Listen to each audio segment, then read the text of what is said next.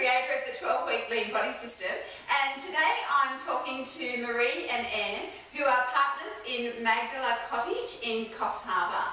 So welcome, girls. Hello. Hello. Hi. Thanks for talking to me today. Thanks. So firstly, before we get started, I just wanted to ask a little bit about both of you and what you do at Magdala Cottage to be able to assist women and men. So starting with Marie, can you just tell us a little bit about what you do? Yeah, good question.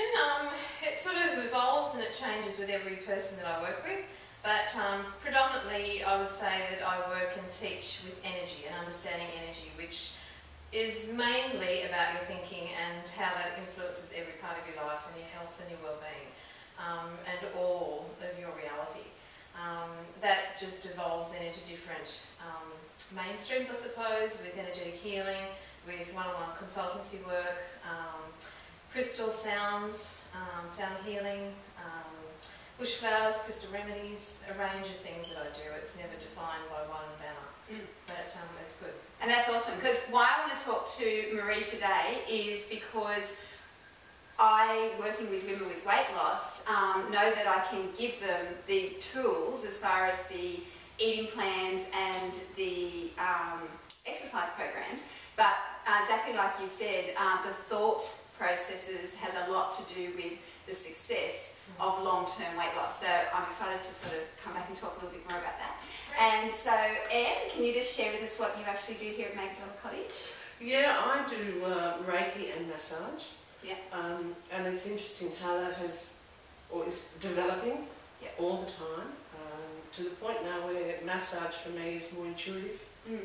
And I just go where, I guess I'm guided to go. Yeah. And quite often, you know, somebody's pain will be somewhere, but that's not where the problem is. So I just ask for guidance.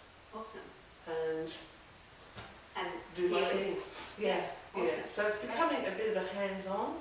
And of course, you know, with Reiki, I now incorporate all the time. Massage, the Reiki comes in. But yeah. Great. So what I want to ask today is, as you would imagine, I actually attract really lovely clients. But what I find with my clients is that they get awesome results. But when I ring my clients, which I do on a regular basis for coaching, I say, how's your week been? And 90% of the time, my clients will come back to me with everything they've done wrong during the week. So the initial response is, oh, I've done this wrong, I've done that wrong, I've done this wrong, I've done that wrong. And they never normally start out with what they've done right in their week, and will actually not divulge that information unless I personally say, so tell me what you did right in your week. So I just guess I want to ask both of you, so I'll probably just start with you, Marie, in regard to why do we do that? Why do we just start with all the negative stuff that we've done wrong? And how do you think that would affect long-term success in regard to weight loss, health and fitness, having that type of thinking? So can I start with you with that one? Yeah, well, it affects everything in the long term, absolutely. Why do we do it? Well, what you believe is what you are. Yeah. It's as simple as that. And the power of our thinking, you know, we've heard many, many times through many avenues, you know, we haven't truly grasped the concept of our mind. And it's not so much the brain, it's the mind. But we can't explore what we're capable of until we start with what we know we've got and start working backwards. And I like to think of it as being a detective back to the true self. And unfortunately, you know, it's a human societal thing that we're trained to be in fear, we're trained into the negative way of thinking. We weren't raised as children in being told constantly how wonderful we are. And sometimes we were, but ultimately we've got such a powerful voice inside of our being that wants to keep dragging us down. And it's more powerful than what we realise. And it's there all the time. Not always playing in the conscious mind, but it's absolutely playing in the subconscious mind. And that's the voice that, regardless of what you think you're doing and what you think you're telling yourself, if you're not believing what you're saying in truth, the other voice that's saying, no I can't, no you can't, you're useless, you're hopeless, you're not good enough, you're worthless, you know, why are you bothering, all that voice that we've all got in certain ways and times and beings is constantly there, and that even when we try to promote ourselves, again, if we don't believe that on another level, that other voice constantly overrides it. And this is why we get to points in our world where, again, you know, we're incredible creatures that we think we're in control. But I'd like to shatter that illusion today. We are so not. That it's actually this voice that's been programmed in us from a very young age that's playing out all the time. And the messages that we got when we were little, again, about our worth or who we are, or our perception of that to people and what we do, is again what plays out in our current reality. And until those programs are consciously addressed and understood and recognised, we can't actually turn them off. But when we do become conscious, we can. And that's when the world and the wheels start to change and the reality starts to change with it. And it's a long story and it's a long path to that. And it's something that you just don't do overnight. But that, in a, you know, succinctly put, is basically what's happening, if that makes sense. For sure. And so, Anne, you had told me that you had actually owned a gym prior to being here. Yes. Yes. And so you would have been amongst heaps of men and women and found that what I'm saying is very common. Absolutely. And did you see that that was affecting their results by having that negativity? Yes, yes. And just, you know, for me to walk down the street and run into, you know, one of the members of the gym, and the first thing they would say, oh, it's my conscience confronting me, you know. Oh, sorry, I haven't been to the gym, sorry, I haven't been. And I can remember one day just say hello. Yeah, that's it. You know, the rest is yours. Yeah. Just say hello, that's all I want to, you know, how's your day, good. Yeah. But, yes.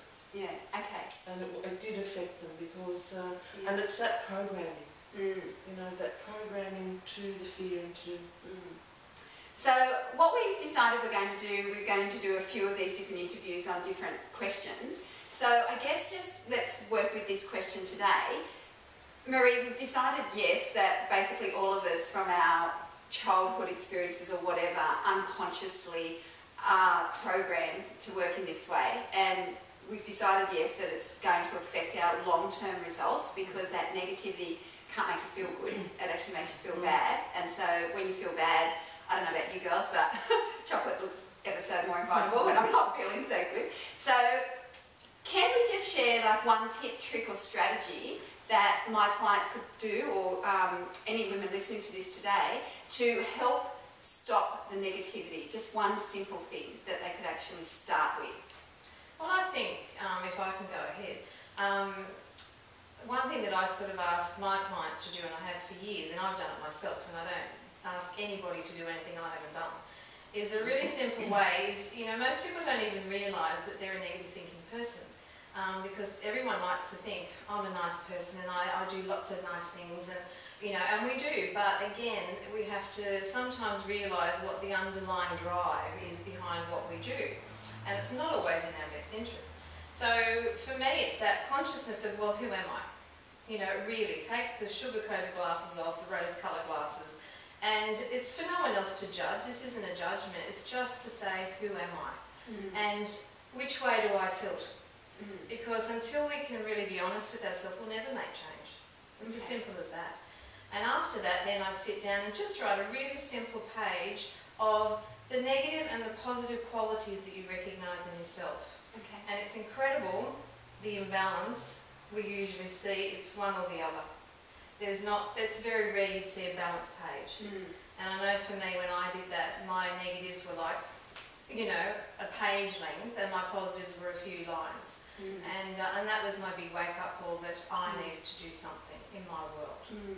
And it is, isn't it? I know I was speaking to a health professional last week, and I was speaking to them about some stuff that I was doing, and I said to them, oh, I'm so pathetic, aren't I? And they said, Dana, stop saying that. And I'd said it 3 times in a 30-minute session because I said, oh, I'm so pathetic. And that's the sort of negativity that just makes you feel worse about yourself, and hence not allow you to just go forward in that journey, I guess, of achieving what you want to achieve. So I like that. So it's sitting down, it's saying, who am I? And then sitting down and actually writing a negative list and a positive list of how we perceive ourselves. Yep. And then just seeing if there is an imbalance there. So that's awesome. And Anne, is there anything that you would actually add to that? Yeah, probably at the end of the day, the things that made you smile Cool. during the day. So a positive list, yeah? You know, or get up in the morning and have a look at yourself in the mirror and go, g'day, love you.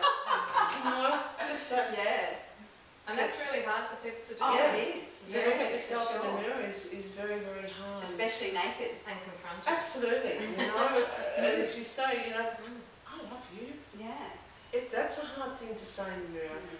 If you say it like 3 times, the 3rd time will be very different to the first time. So I'd love to finish it on that because I know myself that there is a real thing out there about looking in the mirror and actually truly looking at yourself and giving yourself that positive feedback. So I'd actually like to bring that into our next interview if I can. So I'd like to thank Marie and Anne for spending just that few minutes with us. I hope that you've actually taken on board some stuff today and sit with us next time, because next time we are going to start with that mirror thing and go from there. So have a great day.